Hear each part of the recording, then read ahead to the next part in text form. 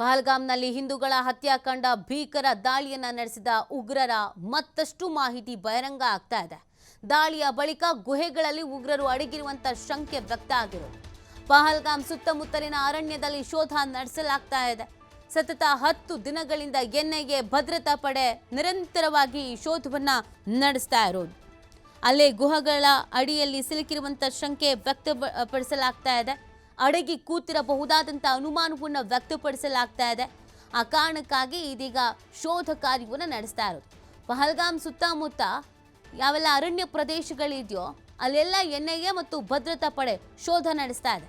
ಪಹಲ್ಗಾಮ್ನಲ್ಲಿ ಹಿಂದೂಗಳ ಹತ್ಯಾಕಾಂಡ ಇದೀಗ ತನಿಖೆಯನ್ನು ಎನ್ಐಎ ಚುರುಕುಪಡಿಸ್ತಾ ಇದ್ದ ಹಾಗೇನೆ ಮಾಹಿತಿಗಳು ಸ್ಫೋಟವಾಗ್ತಾಗಿದೆ. ನೋಡಿ, ಸ್ಥಳೀಯರ ಆಶ್ರಯ ಸೇರಿದಂತೆ ಎಲ್ಲ ವ್ಯವಸ್ಥೆಗಳನ್ನು ಮಾಡಿಕೊಟ್ಟಿದ್ದೆ ಅಲ್ಲಿನ ಸ್ಥಳೀಯರು. ತನಿಖಾಧಿಕಾರಿಗಳು ದಾಳಿ ಸ್ಥಳದ 3D ಮ್ಯಾಪಿಂಗ್ ಸಹ ಮಾಡಿದ್ದು, ಕಣಿವೆಯ ಸುತ್ತಲಿನ ಮೊಬೈಲ್ ಟವರ್ಗಳಿಂದ ಡಂಪ್ ಡೇಟಾ ಹೊರತೆಗೆದಿದ್ದಾರೆ.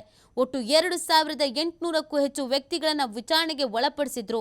150ಕ್ಕೂ ಹೆಚ್ಚು ಮಂದಿಯನ್ನು ಹೆಚ್ಚಿನ ವಿಚಾರಣೆಗೆ ವಶಕ್ಕೆ ಪಡ್ಕೊಳ್ಳಲಾಗಿದೆ.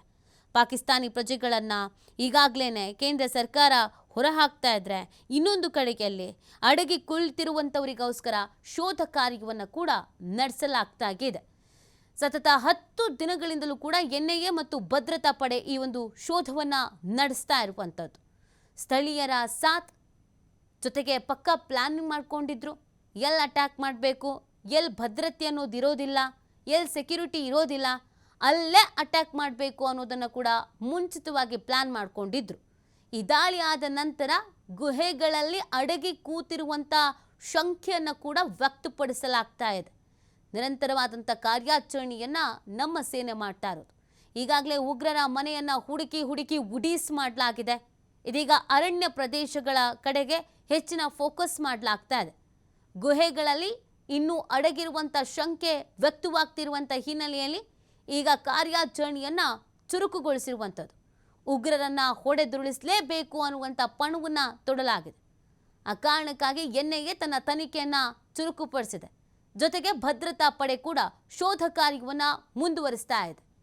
ಈ 26 ಹಿಂದೂಗಳ ಹತ್ಯೆಯನ್ನು ಮಾಡುವಂಥ ಮುಂಚಿತವಾಗಿ ಇದೇ ಥರ ಹತ್ಯೆಯನ್ನು ಮಾಡಬೇಕು ಅನ್ನೋದನ್ನು ಪ್ಲ್ಯಾನ್ ಮಾಡಿಕೊಂಡಿದ್ರು, ಪಕ್ಕಾ ಪ್ಲ್ಯಾನ್ ಮಾಡಿಕೊಂಡಿದ್ರು.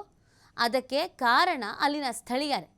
ಅಲ್ಲೇ ವ್ಯಾಪಾರಸ್ಥರ ರೀತಿಯಲ್ಲೋ ಯಾವುದೋ ಸೋಗಿನಲ್ಲಿ ಇದ್ದಂಥ ಸ್ಥಳೀಯರೇ ಇಷ್ಟು ದೊಡ್ಡ ಹತ್ಯೆಗೆ ಸಾಥ್ ಕೊಟ್ಟಿದ್ರು ಅನ್ನೋದು ಗೊತ್ತಾಗ್ತಾ ಇದೆ.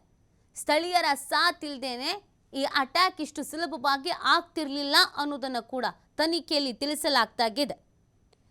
ಈ ISI ಮತ್ತು LAT ಇವೆರಡರ ಕೈವಾಡ ಈ ಒಂದು ದಾಳಿಯಲ್ಲಿ ಇದೆ. ಪಾಕಿಸ್ತಾನದ ಕುಮ್ಮಕ್ಕು ಕೂಡ ಈ ದಾಳಿಯಲ್ಲಿ ಇದೆ ಅನ್ನೋದನ್ನು ಎನ್ಐಎ ಇದೀಗ ದೃಢಪಡಿಸ್ತಾ ಇದೆ. ಪಹಲ್ಗಾಮ್ ದಾಳಿ ಕುರಿತು ಭಯೋತ್ಪಾದನಾ ನಿಗ್ರಹ ದಳಕ್ಕೆ ಎನ್ಐಎ ಪ್ರಾಥಮಿಕ ವರದಿಯನ್ನು ನೀಡಿರೋದು. ಈ ವರದಿಯಲ್ಲಿ ಭಯಾನಕ ಸತ್ಯಗಳು ಸ್ಫೋಟ ಆಗ್ತಾ ಇದೆ. ದಾಳಿಯ ಹಿಂದೆ ಪಾಕಿಸ್ತಾನದ ಕೈವಾಡ, ಸ್ಥಳೀಯರ ಕುಮ್ಮಕ್ಕು, ಸ್ಥಳೀಯರ ಸಾತು, ಪಾಕಿಸ್ತಾನದ ಗುಪ್ತಚರ ಸಂಸ್ಥೆಯಾದ ISI ಮತ್ತು ಭಯೋತ್ಪಾದಕ ಗುಂಪು LAT ಕೈವಾಡ ಇದೆ ಅನ್ನೋದನ್ನು ತಿಳಿಸಲಾಗ್ತಾ ಇದೆ.